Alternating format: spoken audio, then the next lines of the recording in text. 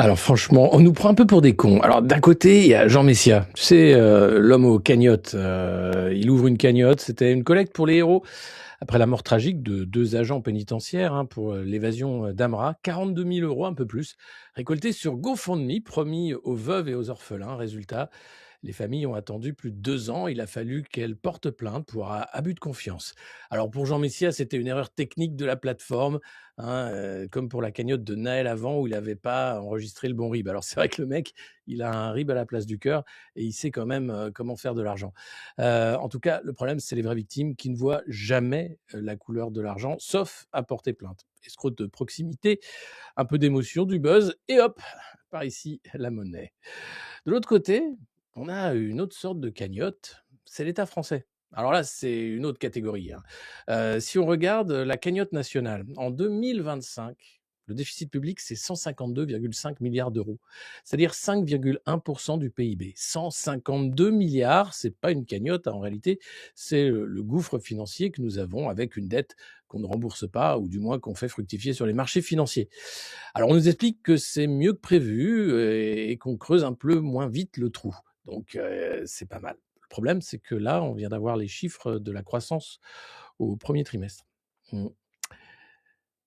Moins 0,1%. On est dans le négatif.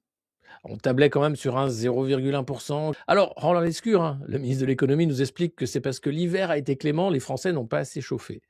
Et puis on n'a pas vendu assez d'Airbus. Bon bref, alors on voit bien que la dette explose et que l'activité française rétrécit. Alors c'est quoi la différence entre Jean Messia et Bercy? Ah ben Messia, au moins, il escroque à petite échelle, 42 000 balles, on voit où ça va, c'est pathétique, c'est minable, mais on sait où ça part.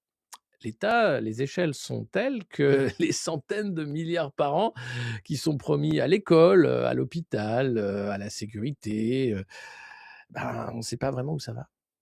Les dépenses de fonctionnement, oui, sans doute. Des niches fiscales, bien sûr. La télé publique et les subventions qui ruissellent, mais jamais vraiment jusqu'en bas. Et puis les intérêts de la dette, évidemment. Alors pour Messia, c'est simple. C'est la faute de GoFundMe.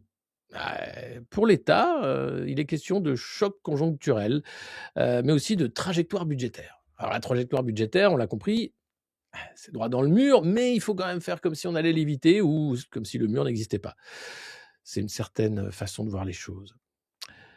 Alors, c'est vrai qu'on est pris pour des pigeons, mais quand l'État le fait, il fait des conférences de presse, il met des ministres en costume, il y a des convois ministériels avec des petites sirènes, c'est bien fait.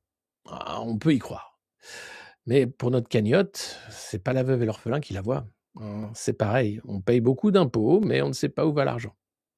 Mais on nous explique qu'il faut toujours plus d'impôts, enfin moins, mais plus quand même. Plus d'Europe aussi, parce que bien sûr, depuis qu'on est dans l'Union européenne, et pourtant, il y a 21 ans, on a dit non, ça va pas mieux en fait.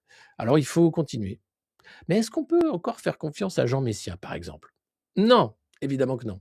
Est-ce qu'on peut encore faire confiance à ceux qui nous gouvernent? Non, non plus, pas du tout. Quand la confiance elle est rompue, c'est fini. Et la confiance, c'est un peu comme la croissance, elle n'est pas infinie.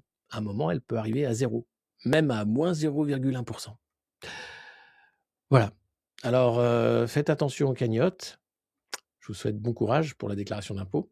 Et puis, on va quand même garder un œil sur la dette et sur les excuses de Roland Lescure. Parce que Jean Messia, bon,